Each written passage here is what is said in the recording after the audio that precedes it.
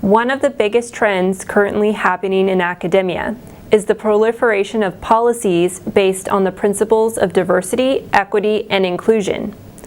That may sound like a good thing. After all, who doesn't want to be diverse, equitable, and inclusive?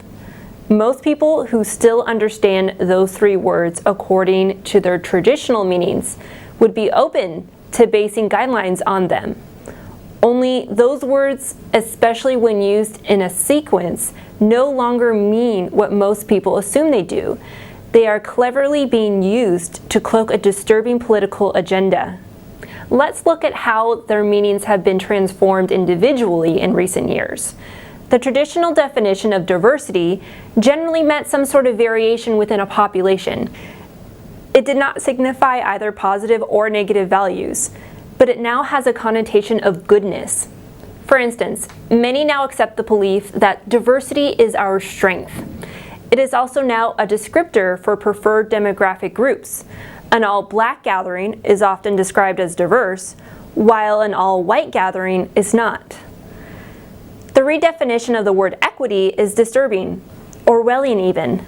A close synonym of its historical meaning is fairness. And we're all for fairness, right? But fairness, without context or further elaboration, is an elusive concept. Which version of fairness is meant? Is it based on pure meritocracy? Or perhaps on the equality of outcomes? Or maybe some other sort of scale? What it now means, in the way academics and political activists use it, is that protected classes of people must have proportionate representation at all levels, since the mere fact that achievement gaps exist between different demographic groups is taken as proof that there is some inequity that must be remedied. Furthermore, this inequity is not due to the actions of individuals, but to systemic bias.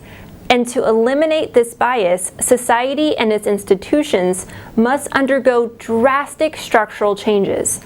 It is a radical call to remake society by establishing a system of racial preferences. Inclusion, once an innocent term intended to mean that all are allowed to participate as long as they abide by the rules, now implies proportionate representation for protected groups, even if the accepted standards for membership must be changed to achieve representation. Remember that to include somebody in a group can mean excluding somebody else who would otherwise be included. When it comes to college admissions or hiring, exclusion of deserving individuals is indeed part of the inclusion equation. But as bad as those redefinitions are individually, it's worse when these three words are combined.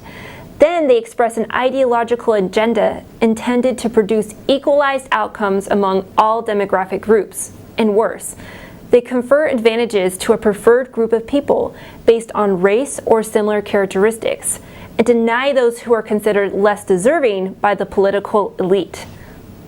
The diversity, equity, and inclusion agenda goes so far as to demand that less favored demographics live in a state of constant guilt for the real or imagined sins of their ancestors, and for their own unintentional and insignificant transgressions.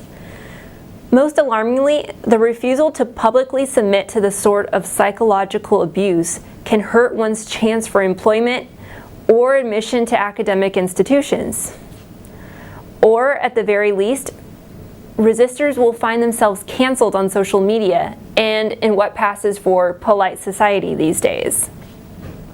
When it comes to higher education, the spread of the diversity, equity, and inclusion agenda is monumental.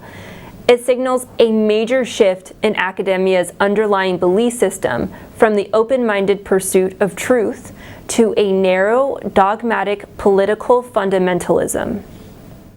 It is hard to see how making the diversity, equity, and inclusion agenda the fundamental value system in academia brings anything of actual value to our universities or to our society. Racialized political theories go against almost everything our nation has long stood for and will usher in the end of academic freedom.